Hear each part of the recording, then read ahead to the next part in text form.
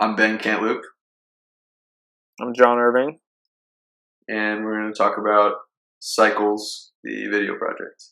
So I'm a visual artist, and I make both prints and large works on paper, 2D works on paper, and I also do a lot of performance. And all of my work is based around this alter ego I've created, named the Superior Model, and I use him as a way to revisit and reanalyze different points in my life. So a lot of the way I work is, I'll make an image, or I'll make a two-dimensional piece, and then I'll look at that and respond to that through a performance, and then I'll reflect on the performance and make a two-dimensional piece off that. So I'm engaged in this dialogue with both myself and this alter ego I've created. When we talked about doing this project, we talked about having a dialogue. Mm-hmm. So we didn't really know how we were going to do it. So my initial sort of instinct was to write a piece of music based on my interpretation of the way that you approach making art. But that was very different. Not very different, but pretty a big shift from how a lot of the other music you had written in the past, right? Right. I've never done it this way before. This was different in that I started with rhythms before pitches. I actually almost mapped out all of the rhythms I was going to use before I ever wrote any notes. And I made the decisions on, I created these little cells, and I decided that I was just going to use these cells. Right. So the parameters of the music were the cells themselves, basically, and those are your building blocks. And from there, you kind of use each one of those as a unit in the music, correct? Right. Okay. And so maybe you want to talk about your reaction to that. Well, first of all, handwritten language is such a big part of how my alter ego plays and discovers, and being presented with something so similar to that, where you were using these little elements of music to play out this whole conversation, was really fascinating to me, because I entered this state where I was like, okay, if my alter ego was approached with this, it's almost like a foreign language. He's someone who deals with text, and then he's faced with these notes which translate to something else. So that was really exciting to me at first. And then I remembered when we were talking about these African rhythm cells, you showed me in one of your books this grid, and that instead of there being the staff, the treble and the bass staff, there was a grid, and it kind of denoted how the rhythms were played, and it was so alien to me at the time too. So there was this feeling that, okay, I have this language to me that I'm unfamiliar with.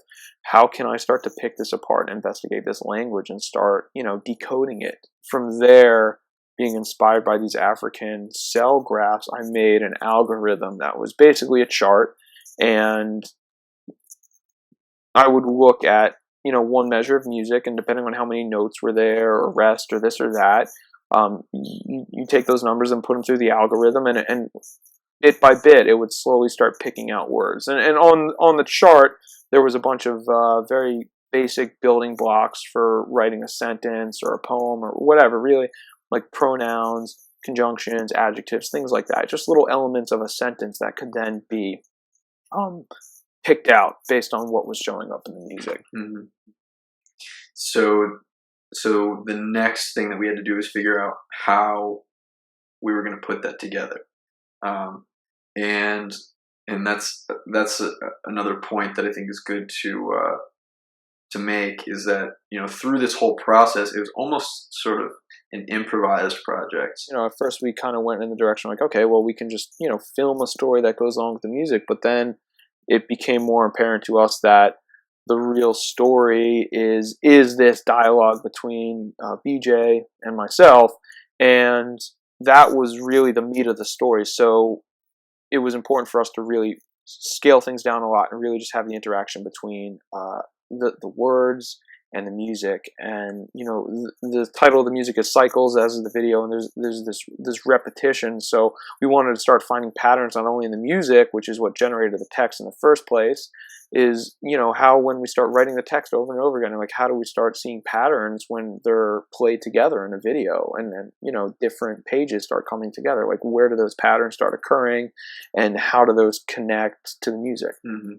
And going through the text, you start seeing patterns in the text that run parallel to the music, but there's also patterns in the text that occur that don't necessarily follow through the music, but they're based on how the music is actually written and appears on the page. And that is still a really fascinating concept to me.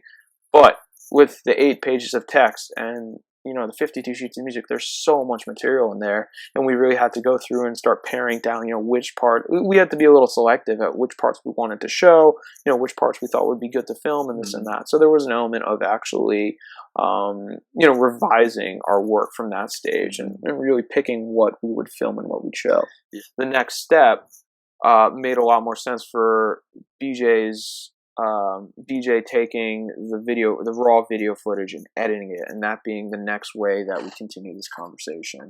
All this behind the scenes work is another way of showing this through another lens. Right.